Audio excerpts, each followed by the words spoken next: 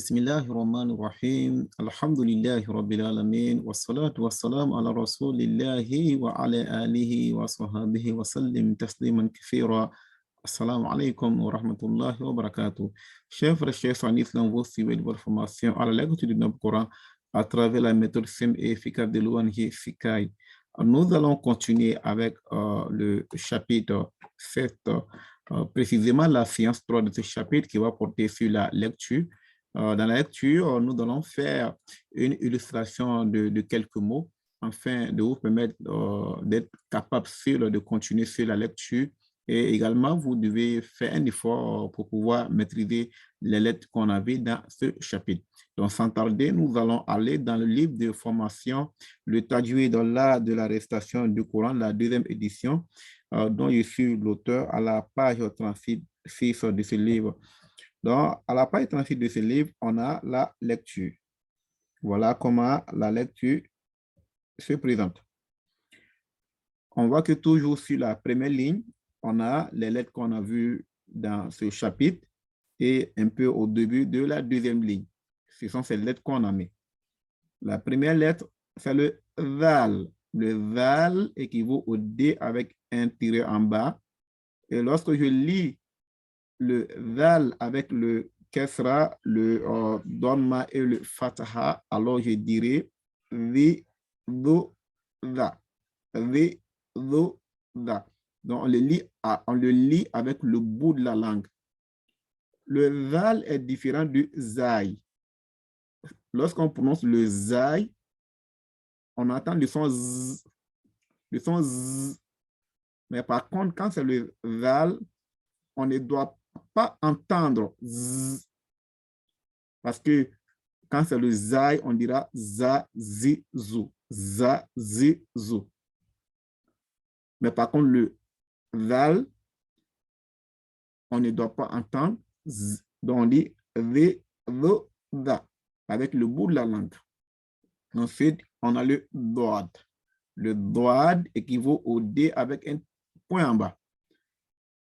Et je vous ai dit également le Doad, on le lit, il faudra rendre la langue lourde. Donc, on va dire Dwe, Doa, Do. Doad équivaut au D avec un point en bas. Ça nous donne Dwe, Doa, Do, Do. Donc, son Do est lourd.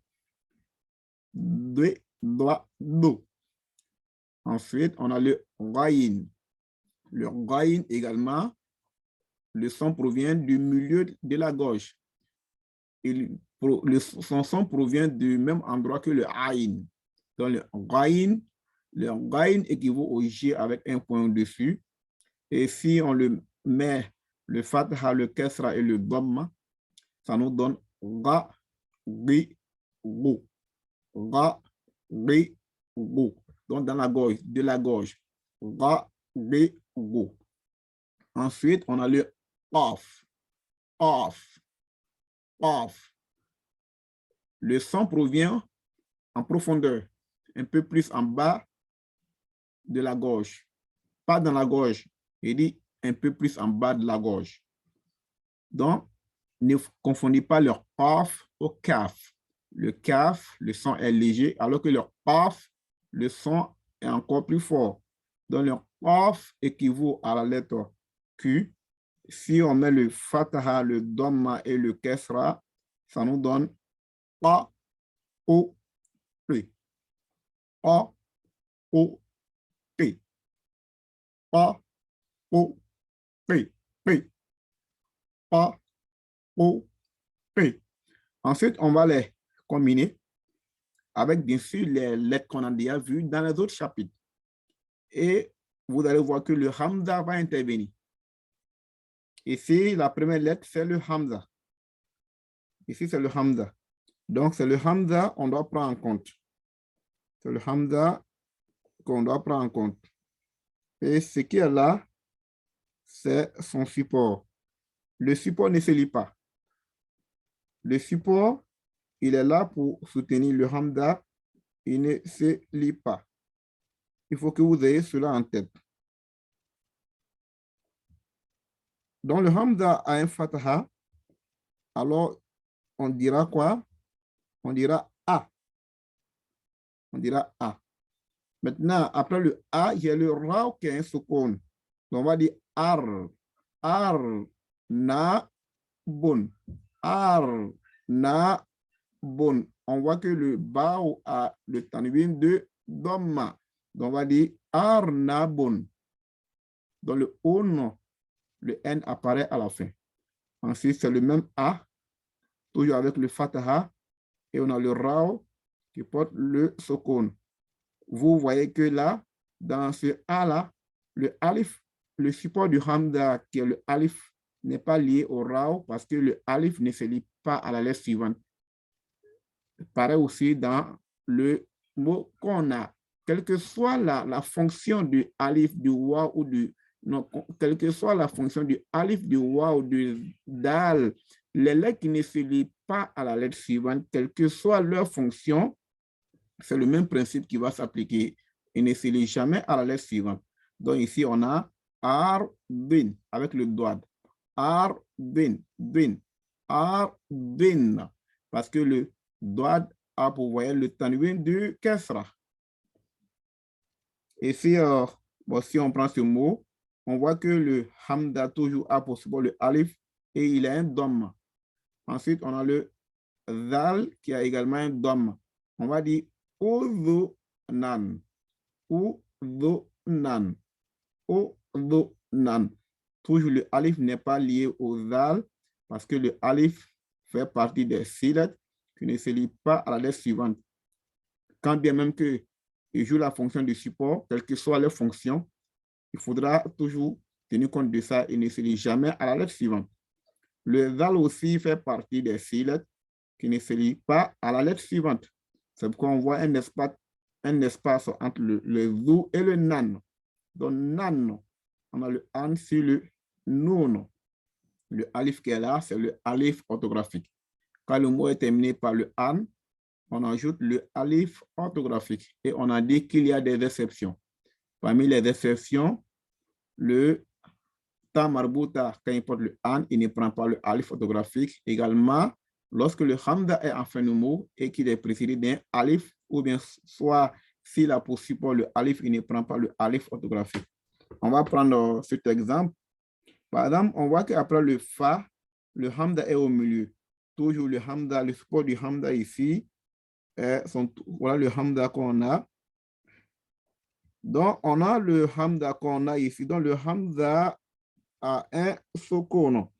Le Hamza a un sukun. Donc, dans ce cas, lorsqu'on prononce le sukun du Hamza, donc, on bloque. Lorsque je vais prononcer le Fa, alors je vais bloquer. Quand je vais bloquer juste un petit instant, le petit instant de blocage que je fais, ou bien juste une petite pause, une demi-pause. La demi-pause que je fais, c'est comme le Hamza avec le sukun a été prononcé. Donc, je vais dire Fa, son. Fa, son. Quand je dis Fa, je bloque brusquement. Je bloque brusquement, je dis Fa, son. Fa, son. Pareil aussi pour ce cas. Ici, on a Ra, san. Ra, san. Quand le Hamza a un sukun. Également, le mot suivant, c'est le même principe. Le Hamza a un sukun. Le Hamza a un sukun. Dans le mot suivant, on a le, vous voyez que ici, on a le bi. Ensuite, le Hamza, il a un support. Ici, son support, vous verrez que le support du Hamza ici, c'est le Ya sans point. Donc, ce qui est mis en couleur rouge. Donc, le Hamza a pour support le Ya sans point. Donc, en lisant, je dirais Birin. Comme il a pour support, comme il a le sukun, alors quand je prononce le bi, je bloque et je fais une demi-pause rapidement et je passe au rin. Ça donne Birin. Birin. Pareil aussi. On va terminer avec ce mot. On voit que le Hamza, il est cette fois-ci en bas de son support. Et il a pour le Kesra on a son support qui est là. Ça, c'est un ya 100 points. Alors, on dira toi, irun. Toi, irun. Le toi ici est allongé par un alif. Le toi est allongé par un alif. C'est pourquoi il faut tirer le toi. Toi, irun. Toi, irun. Nous prions Allah Ta'ala qui nous donne la bonne compréhension de cette science et qu'il fasse que l'effort que nous finissons pour apprendre à lire le Coran, qu'il nous accorde la baraka et la bénédiction du Coran. Hada bifadlillah wa rahmati wa salli ala Muhammad. Assalamu alaikum wa rahmatullahi wa barakatuh.